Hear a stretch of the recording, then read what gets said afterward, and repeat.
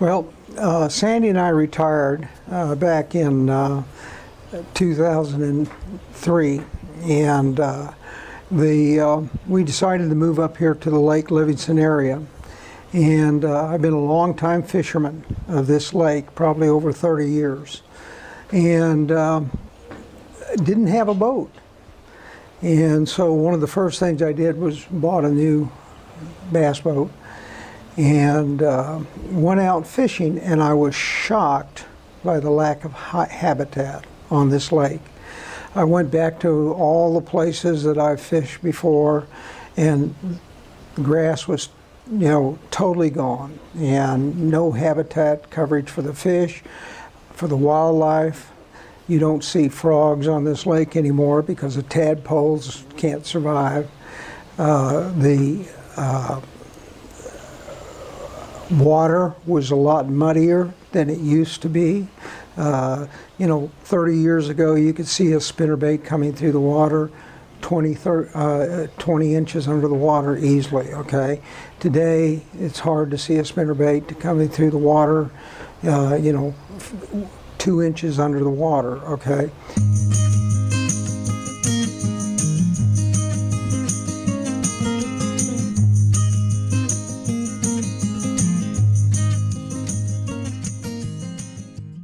TBBU would love to see Lake Livingston become the lake that it used to be. Back in the 70s and 80s, it was a premier lake. Huge tournaments came here, and the economy really thrived from the bass tournaments that we had. But we also want to see the environmental issue of Lake Livingston flourish. Water quality, fish life, wildlife, and we'd like to see the fisheries flourish. Habitat that we're creating and planting helps develop cover for reproduction of all species of fish. Well, Lake Livingston is a very productive lake in terms of incoming nutrients and bait fish populations, pelagic fish populations, white bass, catfish, but the lake is very habitat limited, limited littoral habitat, shoreline habitat. And that's what this project's all about, is trying to improve that shoreline habitat, introducing water willow plants. The Trinity River watershed is very turbid in nature, carries a lot of sediment. That makes it very hard for plants to grow in those conditions. Plus, a lot of the man-made bulkhead around the lake also makes it very difficult for habitat to get established. So, bottom line, that's what this project's all about, is getting littoral habitat reintroduced back into Lake Livingston. And that littoral habitat is very important for the sport fish that like shoreline cover. Specifically, we're talking about largemouth bass and sunfish populations. So getting that littoral habitat back in the lake will certainly help those populations of fish, largemouth bass and sunfish, rebound. Pot, put that in there. Plant in there. Take the plant.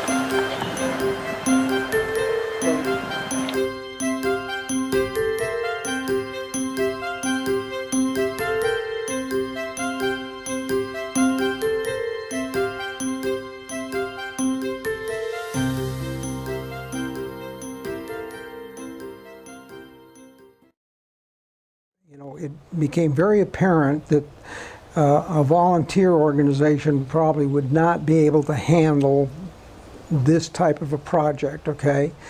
And I was meeting with the Livingston Independent School District Superintendent discussing another project, and he said, we would like to be in this project. And he said, you should contact other school districts to get involved in this project. okay? He says, I don't think you'll find a school district that doesn't want to do this, okay? And he was absolutely right. I'm going to be the onshore manager, just to make sure that everything runs smooth when we have our plantings. Our last planting was my first experience, which was very positive. There's a lot of things that go into coordinating a planting, and it all starts with getting everything to the site prior to the volunteers arriving, so that's several days worth of work. Once the plants and the equipment are on site, then everything needs to be set up. As soon as the students start to arrive and registration needs to be done, equipment needs to be passed out to the students, students begin loading plants onto the boats, which will be taken out to the pre-approved planting sites. And then we have all of the boats, the volunteers that have offered their time and their equipment to come out and help us transport both the plants to the planting sites as well as students to the planting sites. Then the planting begins. Tom handles all the on-water activities. So once we get the plants on the water and we get the students on the water, now they're in Tom's area of responsibility there. Once the students are finished planting, the containers and the pots are brought back to shore where they're washed and cleaned by other volunteers. The plants are propagated, they're topped prior to planting, and we have a propagation station. So the students propagate the plants, and these plants will be for our next planting. The last planting we did, we received 1,400 plants that were propagated by the students.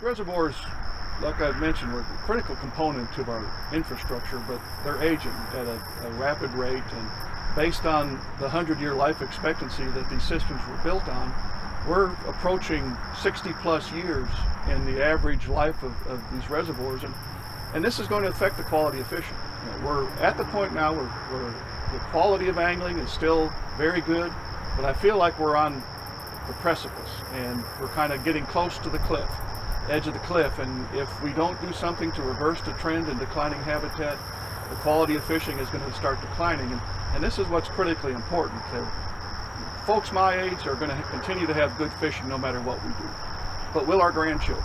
And getting youth involved in ecology, conservation, just learning about the local environment is critically important, and I really think this is what the Lake Livingston project brings to the communities around the lake, with the students involved, at the high school level with growing the plants, planting the plants. They become, not only have ownership into the project itself, but they're surrounded by people who have the knowledge to impart on these kids the importance of a healthy aquatic environment. And hopefully they'll take this into their adult life, teach the same conservation ethic to their children, and it'll be a cycle that will continue on. And this is absolutely critical, because these are multi-generational issues, and it's going to take a long time to tackle some of these major problems. Many reservoirs in the state of Texas, when they first are new, you have a lot of new growth and you have a lot of vegetation, but as the lake gets older, a lot of that stuff starts to die off. So it's a chance to really get out here in some of these areas and put vegetation in that. And to back up for a second, one good thing about the American water willow is it actually roots into the ground and spreads slowly through the root process, through the rhizomes of the plant structure. A bad thing about water hyacinth and some of the other exotic invasive species is that they will actually spread over quite a bit of the area, and ends up becoming a nuisance to boaters, to where these plants will be rooted in the ground and they'll grow and spread very in a slow manner. And the good thing about that is once that cover is established in that area, then you'll start having areas to where a lot of the fry from the bass spawning will actually come in and actually be able to hide from all the predators. This project is a 10-year project. And we're in the second year of this project, the first spring of the 10-year project. So we plan to work this lake from the south end to the north end, the west end, the east end, and to get plants growing all over this lake. Well, we're all pretty optimistic. We hope that everything works like we hope it will. It's a hard road to hoe. The lake's just not real conducive to growing aquatic plants, but we've seen success already, just two to 3 years down the road. So even though it's slated as a 10-year project, we're looking at it year by year by year, looking at the success, looking at some of the mistakes possibly made, and making improvements. And we certainly hope that things progress well and plants are established 10 years down the road.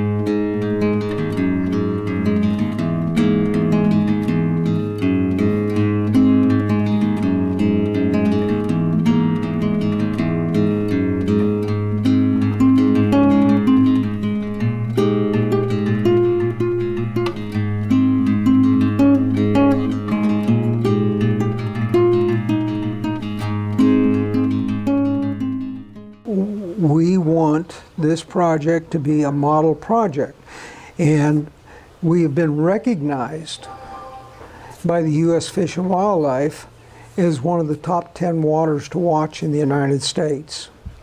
And we need to work diligently to make sure that they feel that they made a good choice.